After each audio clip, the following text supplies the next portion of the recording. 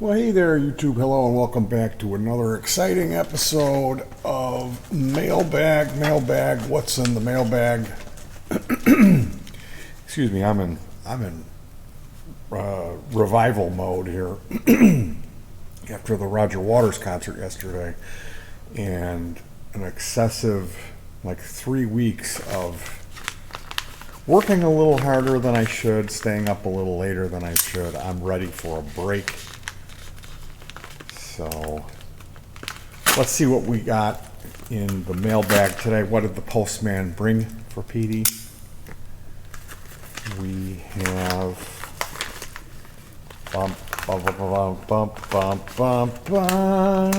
it's a guitar bridge. It's a Fleor bridge.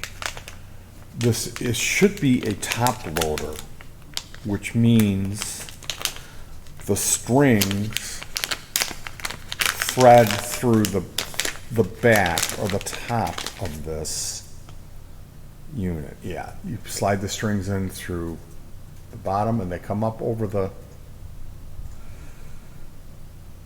It looks pretty reasonably set up. We'll have to adjust it a bit.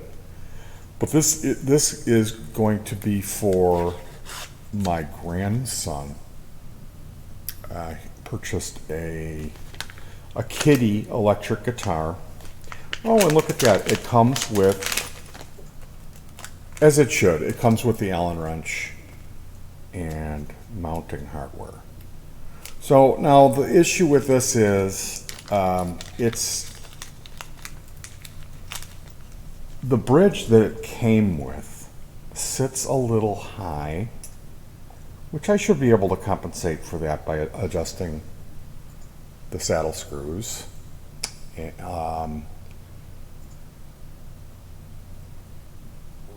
The guitar itself, the existing bridge, is like stamped or pressed steel, and the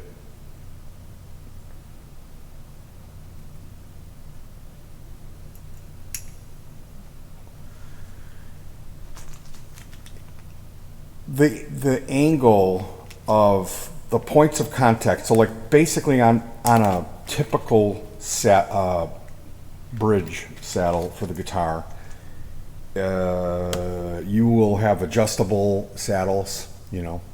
This is just it's a plate, and it's stamped with, it just comes up like a peak, and that plate, the bridge plate, if you're looking at it, it runs at a real severe angle. Like it's at an angle.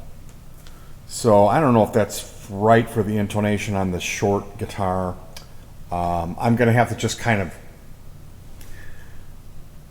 maybe mark it where it would sit at the center point, at the center two strings, and then try to hit that there. The tragedy at this point is, like, I've done work on this instrument. I finished.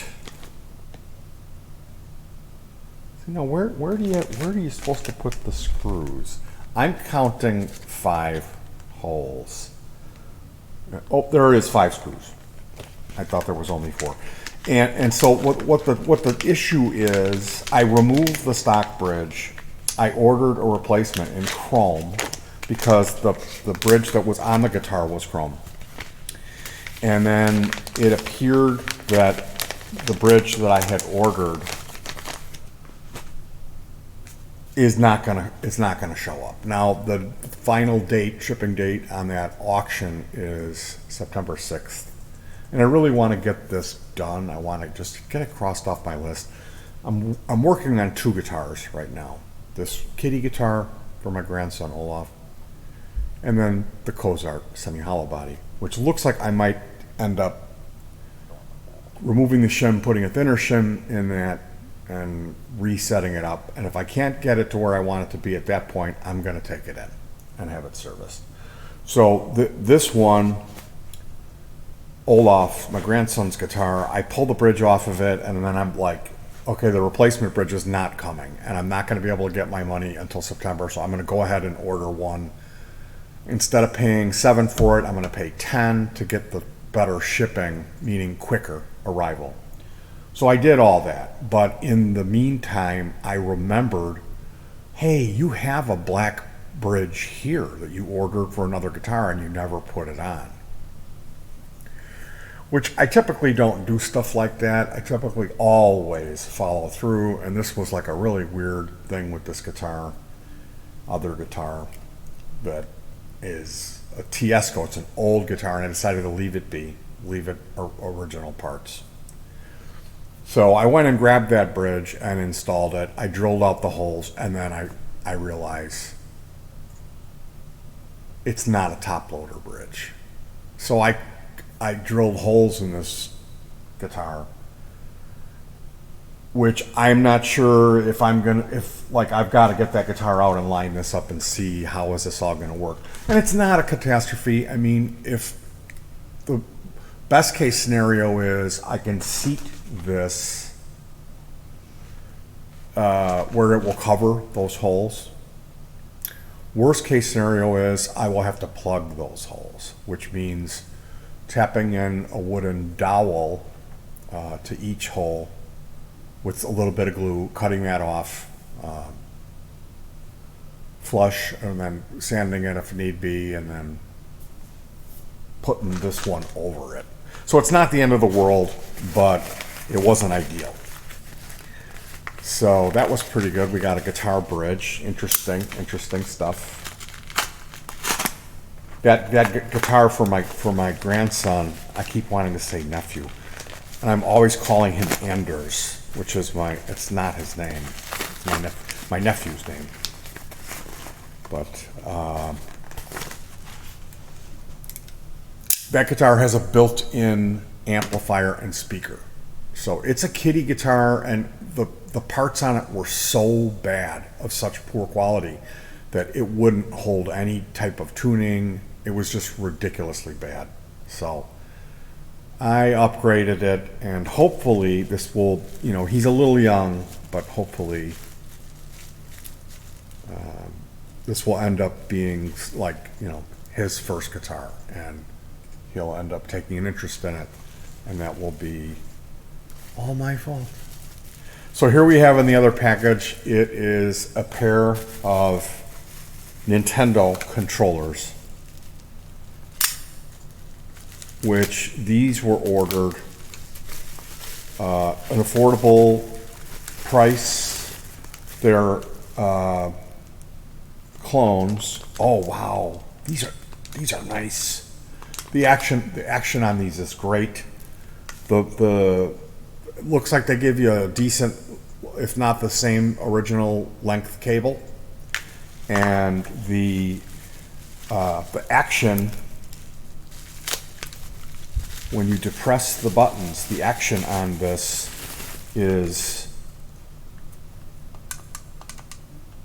it's very springbacky, very good.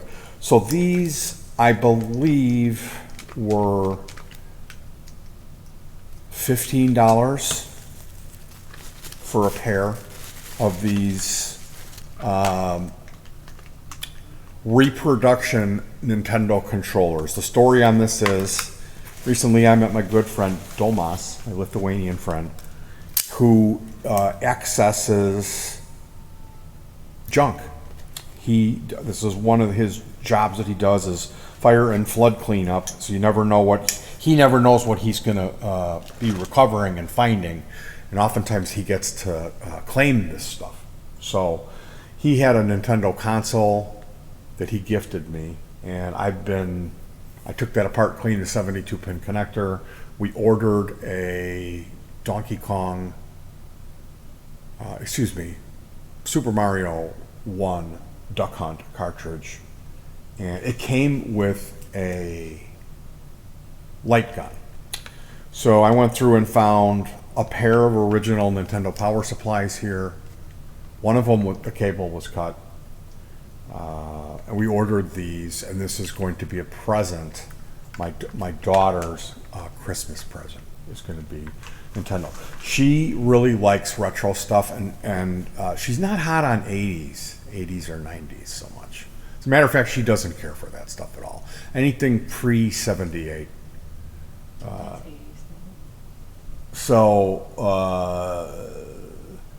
her and her old man, like one of the things that they would really like to do is a retrocade, like open up a retro arcade and serve like comfort food like Pop-Tarts and bowls of cereal, and have it decorated, like have an area like an old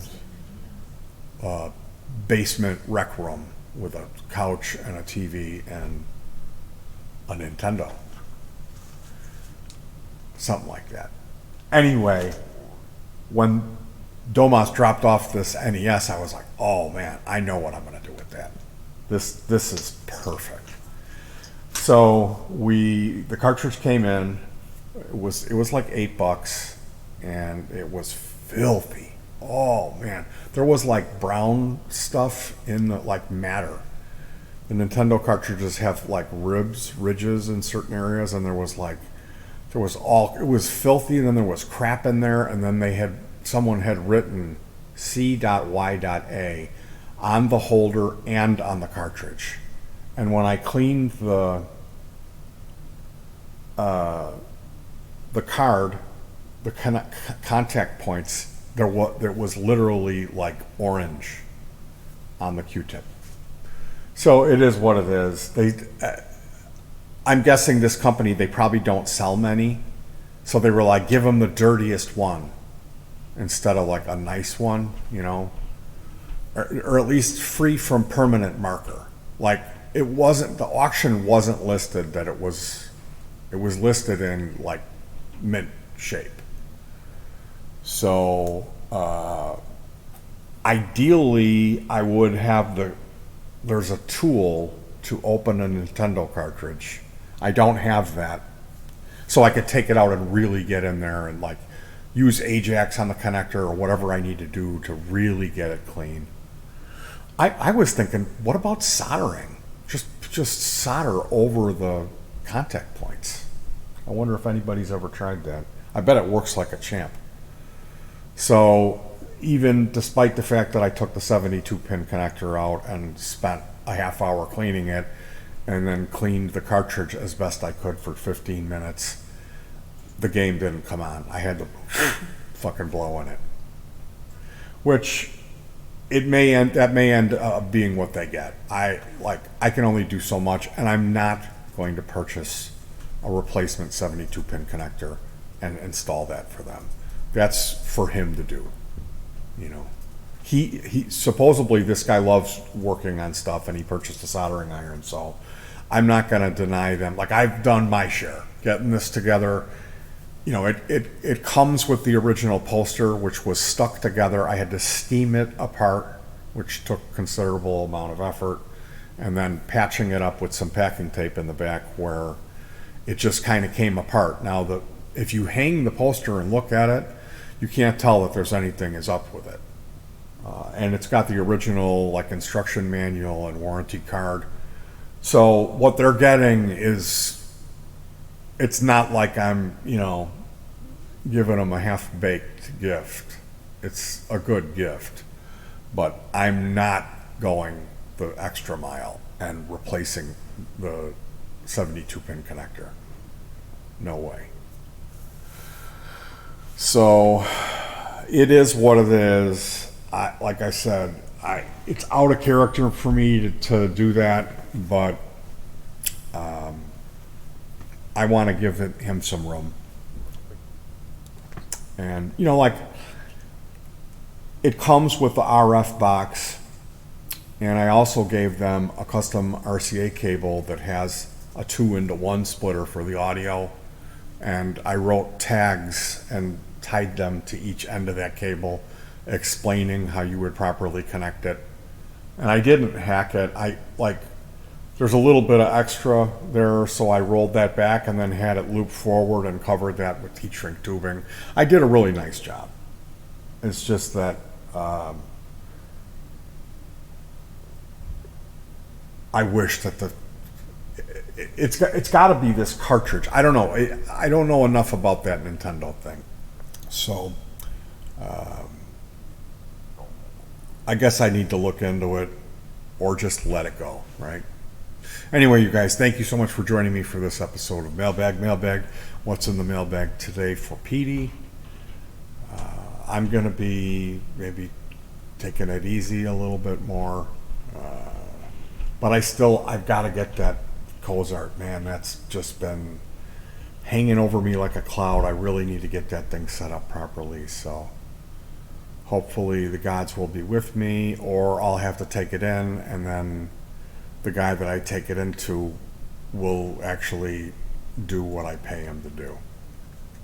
Because my experience with luthiers, like, has been really bad. And I haven't, like, oh, here's $30. It's been like $300 that I've paid out. And there's one guitar that's been in the possession of the luthier for, I don't know, 5 years, and it still hasn't been repaired. And he's not answering my emails. So before I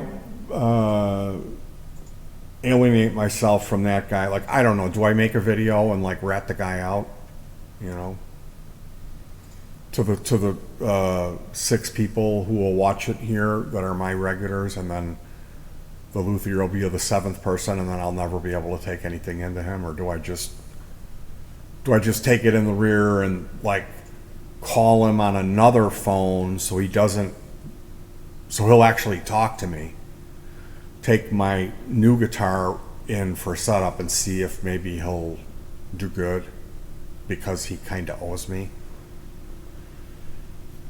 So that's my life. Anyway, you guys, thank you so much for joining me on this one. Try to hug your pets, stay cool, and peace.